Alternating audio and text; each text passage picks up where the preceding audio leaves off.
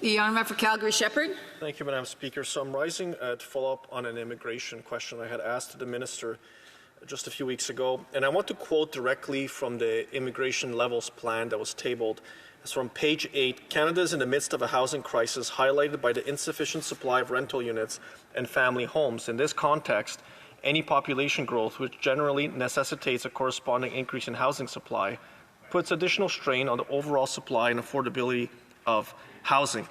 It goes on to quote how deep the housing crisis has become over the last few years. It's an interesting quotation because it's the first time I've seen publicly the government admit that they have created a housing crisis in this country through their own policies. In fact, if you go back to October 2015, the month before the Prime Minister took power, you only needed 39% of the median pre-tax household income to afford home ownership costs to be able to purchase and get that home. Now it's almost 60%.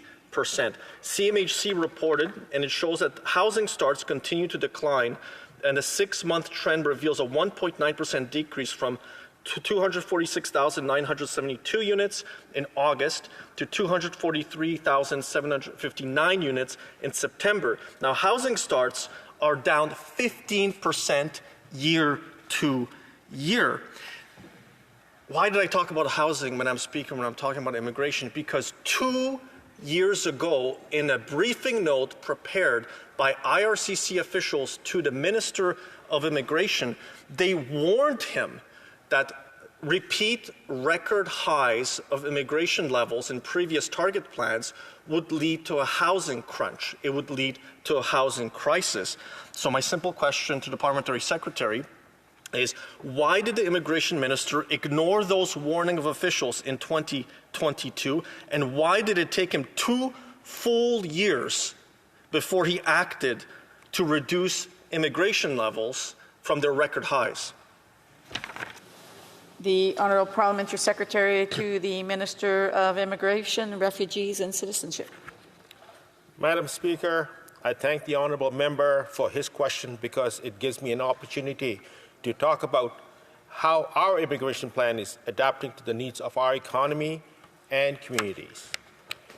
We are listening to Canadians and taking action as we have done since we formed government in 2015. For the first time, our level plans sets targets for temporary residents, which includes international students and temporary foreign workers, as well as permanent residents. This approach to welcoming newcomers will help preserve the integrity of our immigration system while responding to community needs and positioning newcomers for success by having adequate resources to support them. Immigration is essential for our economy and accounts for nearly all of Canada's labour force growth. Following the pandemic, we brought in temporary measures when we faced severe labour shortage. The plan worked by helping our economy navigate a challenging period and recover more quickly and prevented a recession.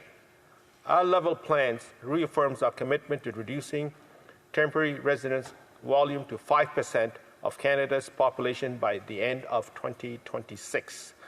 While we also reduce our permanent residence target, we will increase our focus on attracting the skilled workers we need to build our new homes and provide patient care. We remain committed to reuniting families and are continuing our humanitarian tradition of resettling refugees. These lower targets for both temporary and permanent residents are expected to reduce the housing supply gap by roughly 670,000 units by the end of 2027. On that side of the House, the leader of the official opposition speaks from both sides of his mouth. 2 years ago, during the pandemic, he said he would remove gatekeepers to allow faster immigration. And just this year, he went to a community event and said, we need to end deportations. We have a worker shortage in Canada. We have a demographic problem. Our population is too old. We need these workers in our country. A few months later, he went to a different community and said the opposite. He promised different things to different people. Canadians can't trust the word he says. Madam Speaker, on this side of the House, we will always listen to Canadians all across the country. We are aware of the existing challenges, and we are acting to address Canada's evolving needs. Our immigration plans will supply our economy while responding to the pressure faced by families and communities. Thank you, Madam Speaker. Calgary Shepherd.